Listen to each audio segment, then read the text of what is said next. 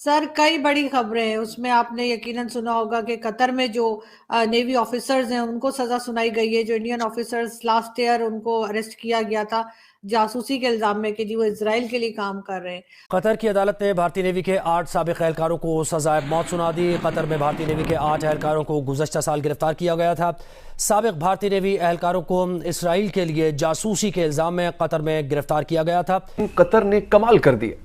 मतलब शायद ही किसी में इतनी जुर्रत होगी।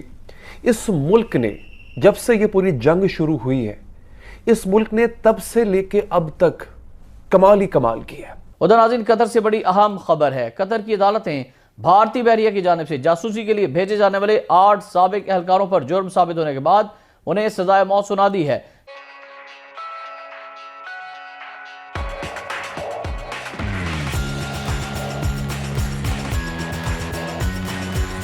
उसके साथ सर कनाडा में के लिए भी जो है इंडिया कह रहा है कि उनको एफएटीएफ में लेके जाएंगे। फिर पाकिस्तान की अगर हम बात करें तो मौलाना फजलुर रहमान के साथ पीटीआई के लोगों ने मुलाकात की है। बहुत कुछ बदलता हुआ दिखाई दे रहा है यहाँ पर भी। बिल्कुल। देखिए, कतर के अंदर 8 लोगों को, जो नेवी ऑफिसर्स हैं, रिटायर्ड ऑफिसर जो कि धारा ग्लोबल टेक्नोलॉजीज पे के लिए काम कर रहे थे, वहां पे कतरी उनके जो फोर्सेस थे उनको ट्रेन कर रहे थे, तरबियत कर रहे थे। उनके ऊपर इल्जाम है कि उन्होंने इटालियन सबमरीन है उसके लिए उससे वहां उसकी इंफॉर्मेशन जो है वो इजराइल को दी है। लेकिन बड़ी सवियर पनिशमेंट है, जो कि मेरे ख्याल में मिडल ईस्ट और ये स्टेटें जो हैं वो एक्सरसाइज हमेशा करती, लेकिन फॉरेनर्स के लिए, अपने शहरियों के खिलाफ वो इतनी सख्त सजाएं नहीं देते। आपने देखा होगा कि इन सऊदी अरेबिया बिलखसूस पाकिस्तानी, बंगाली, नेपाली, इस तरह के लोगों को फांसियां भी देंगे, हाथ भी काटेंगे, सारा कुछ। लेकिन मैं समझता हूं कि जासूसी के एलिगेशन के ऊपर इतनी सख्त सजा देनी, मैं बहसीते स्टूडेंट ऑफ लॉ में ये बताना चाहता हूं कि सजा जब दी जाती है उसके कई एलिमेंट होते हैं कि जो इंफॉर्मेशन दी है इन्होंने, उससे जानी नुकसान कितना हुआ है, किसी मुल्क को कितना नुकसान हुआ है, उसकी उसकी सजा की नौयत, इन सारे माली नुकसान हुआ है, रिप्यूट का नुकसान हुआ है, उसका तखमीना, ये सारी चीजें लगा के उसको किया जाता है। एक बहुत बड़ी खबर है इस वक्त जो इंटरनेशनल मीडिया उसको उठा रहा है काफी, लेकिन मैं नहीं समझता कि इन्फोर्सेबल होगा।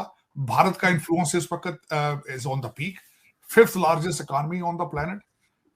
और फिर उसके बाद ये है कि उनका डायस्पोरा की स्ट्रेंथ जो है वो खैर उसमें दो चीजें आती हैं कि वो उसके प्रोज एंड कॉन्स में वो कुछ चीजें प्लस हैं, कुछ नेगेटिव हैं। कतर के अंदर भी बहुत ज्यादा भारतीय काम करते हैं, तो उसका जब आप उनसे चीजें नेगोशिएट करते हैं, स्ट्रेंथ भी होती है, वीकनेस भी होती है कि अगर कल कोई ये हमारे लोगों को वहां से निकालें तो फिर क्या होगा। लेकिन मैं नहीं समझता कि वहां तक चीजें जाएंगी, क्योंकि आपने देखा होगा कि कनाडा के साथ जब दोनों कंट्री एक दूसरे के आमने सामने आए तो जस्टिन ट्रूडो को भी कहना पड़ गया था कि 5th लार्जेस्ट इकोनॉमी, और भारत का role due to the global south और साउथ चाइना सी के अंदर जो उस वक्त उनकी इंपॉर्टेंस है, उनको देखते हुए इतना आसान नहीं होगा उनको चैलेंज करना। और कनाडा भी बैकफुट पर है। मैं नहीं समझता कि यहाँ भी कतर जो है वो इन चीजों को इन्फोर्स कर पाएगा। मेरे ख्याल में ये थोड़ा सा, मेरे ख्याल में एक दफा शायद हो सकता है डॉक्टर जयशंकर साहब को कतर का चक्कर लगाना पड़े, लेकिन मेरे ख्याल में चीजें ठीक हो जाएंगी। यहाँ पे ये मेंशन भी करना जरूरी होगा कि 7 जो मिडिल ईस्ट स्टेटें हैं उन्होंने मोदी साहब को हाईएस्ट सिविलियन अवार्ड दे रखे हैं उन्होंने, और जो भारतीय डायस्पोरा है उसका इन कंट्रीज के अंदर, कतर के अंदर, यूएई के अंदर, बहरीन के अंदर उनका बड़ा इन्फ्लुएंस है, बिजनेस है, उनके टेक्नोक्रेट हैं। दर हकीकत ये कहना कम नहीं होगा कि उनकी गवर्नमेंट या सारा सिस्टम चलाने वाले भारतीय हैं लोग वहां पे। तो इतना आसान नहीं होगा कि इन 8 लोगों को वो भी इटालियन सबमरीन की मुखबरी करने पे इस वक्त, लेकिन इस वक्त इजराइल के साथ जो भी चीज रिलेटेड है उसके पीछे अगर देखा जाए तो पब्लिक सेंटीमेंट्स है। मेरे ख्याल में शायद उसके लिए भी ये कुछ इन्होंने खबर बनाने की, इसको करने की कोशिश की है। लेकिन इस वक्त जो गाजा के अंदर जो कुछ हो रहा है आरजू, वो भी एक दुनिया के लिए इबरतनाक की चीज बन चुकी है। ब्राजील के आज जो वहां के उनके हेड ऑफ स्टेट है, उन्होंने कहा कि this is not a war, this is a genocide. तकरीबन 6500 के करीब लोग जो हैं वो फलस्तीन के अंदर शहीद हो चुके हैं, जिनमें आधे से ज्यादा बच्चे हैं। लेकिन दुनिया को पूछना होगा कि आज हमास किधर है, जिन्होंने ये सारा कुछ शुरू किया तो वो किधर है। आप इजराइल को ब्लेम तो कर रहे हैं, बिल्कुल। इस वक्त अगर देखा जाए तो इजराइल जो है they are losing their propaganda campaign. पहला शाक उनको, पहले दिन जब हमास ने ये किया तो दुनिया दे वर सिंपथाइजर विद इजराइल, लेकिन आहिस्ता आहिस्ता वो चीजें कम होती गई। पहला जब अल-हाली हॉस्पिटल के ऊपर अटैक आया तो उसके ऊपर लोगों ने ओपिनियन चेंज की, फिर एक ओल्डेस्ट चर्च है उसके ऊपर अटैक किया, फिर ओपिनियन चेंज हुई।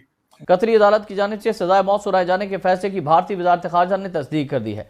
भारतीय बहरिया के साबिक एहलकारों को 2022 में कतर के खिलाफ इसराइल के लिए जासूसी करने पर गिरफ्तार करके जेल भेजा गया था, जिसके बाद उनके खिलाफ कानूनी कार्रवाई का आगाज हुआ और इस दौरान गिरफ्तार एहलकारों को अपनी सफाई पेश करने का मौका मुकम्मल तौर पर फ्राहम किया गया। भारतीय एजेंसियां जासूस एहलकारों को मुसलसल मदद फ्राहम करती रही, जबकि जासूस एहलकार दाहरा ग्लोबल टेक्नोलॉजी में छोटी आबदोजें बनाने जैसे एक हसास नौयत के मंसूबे पर काम कर रहे थे। भारतीय जासूस फौजी एहलकारों में कैप्टन नौतेज सिंह गुल, बरिंद्रा कुमार वर्मा, सुराब वशसत, कमांडर अमत निकपाल, परिंदो तवारी, सिग्नाकर पकाला, संजीव गुप्ता और मल्लाह राजेश शामिल हैं। भारत की जासूसी के नेटवर्क पर दुनिया भर में एक अरसे से तशवीश पाई जा रही है। इससे पहले भी पाकिस्तान में दहशतगर्दी फैलाने पर हिंदुस्तानी हाजिर service naval officer Kulbhushan Yadav को 2011 में रंगे हाथों गिरफ्तार किया जा चुका है। हिंदुस्तान की बैरून मुमालिक दहशत गर्दाना कार्रवाइयां पहले ही दुनिया के सामने आश्कार हो चुकी हैं। कनाडा, बरतानिया और दीगर ममालिक में इंडियन इंटेलिजेंस एजेंसीज के किराए के कातिल सिख लीडर्स को कत्ल करते हुए भी रंगे हाथों पकड़े जा चुके हैं। कतर की जानिब से भारतीय अफसरों की सजाए मौत के बाद भारत के लिए दुनिया भर में सफारती ताल्लुकात रवा रखना मुश्किल हो गया है। हिंदुस्तान के इन मजमूम और घिनौने हथकंडों का आलमी बरादरी को भी नोटिस लेना होगा। उधर कतर एक ऐसा मुल्क है जिसको बाकायदा तौर पे मैं कल की खबर दे रहा हूं आपको, खबर तो असल में आज की है लेकिन ज़िमनी खबर आपको कल में दे रहा हूं। एक अमरीकी वजीर खारजा ने बाकायदा कल कतर को धमकी दी। हमें लगा कि हो सकता है इस धमकी के बाद कतर जो कर रहा है वो नहीं करेगा। क्या कर रहा था ये बताऊंगा मैं आपको, लेकिन कतर ने क्या किया? कतर ने आज ऐसी चपेट मारी है इसराइल के मुंह पे, अमेरिका के मुंह पे, पूरे मगरब के मुंह पे, ऐसी चपेट मारी है कतर ने। कतर ने मेरे ख्याल है नुमाइंदगी की है तमाम मुसलमानों के जज्बात की, मुसलमान अवाम के जज्बात की, हुक्मरानों के नहीं। हुक्मरान जो है वो सत्तू पी के जोए में है इस वक्त। अब सूरत हाल यह है नाज़रीन कि इस वक्त मुसलमान ममालिक कुछ बोल रहे हैं, कुछ खामोश हैं, कुछ एक्शन ले रहे हैं, लेकिन कुछ मुसलमान ममालिक ऐसे भी हैं, एक आधा मुसलमान मुल्क ऐसा है जो बेगैरती के आला तरीन दर्जे पे फायज है। यानी अगर बेगैरती का कोई दर्जा होना तो उसमें जो नंबर 1 होगा वो ये मुल्क होगा। इस मुल्क का इस कदर घटिया किरदार रहा है, और आज से नहीं शुरू दिन से, लेकिन जब से जंग शुरू हुई है ये मुसलमान मुल्क इंतहाई बेशर्मी और खबासत का मुजाहरा कर रहा है। इजराइल ने वहां बम फेंका, ये अल जजीरा, मैं कहता हूं अल जजीरा का शुक्रिया अदा करना चाहिए, उसने 22 शहीद दिए। दुनिया को पता ना चलता। आज जो फुटेजेस वीडियोस आप देख रहे होते हैं जो कुछ गजा में हो रहा है वो अल जजीरा की मरहूने मिन्नत है। वहां तो इंटरनेट बंद किया हुआ इन्होंने गजा में, आम लोग तो मोबाइल की फुटेजेस बना ही नहीं सकते, ये अल जजीरा की मरहूने मिन्नत है। एंटनी ब्लिंकन ने अल जजीरा को धमकी दी कल, आज उन्होंने उसके मजीद सहाफी मार दिए। कतर नहीं रुका, स्टेट ओनर कतर नहीं रुका, अल जजीरा कतर वालों का है ना, नहीं रुका। उसने आज क्या किया, आज की खबर सुनिए जरा, आज की खबर सुनेंगे आप हैरान रह जाएंगे। ले जनाब, कतर ने 8 इंडियंस को, और इंडियन भी कौन, जो कि नेवी के डेकोरेटेड कमांडर थे, 8 नेवी के इंडियन कमांडर्स जो थे उनको सजाए मौत दे दी है, क्योंकि वो कतर में बैठ के इसराइल के लिए जासूसी कर रहे थे। ये बहुत हैवी काम कर दिया। कतर ने कहा नहीं बेटा ऐसे नहीं,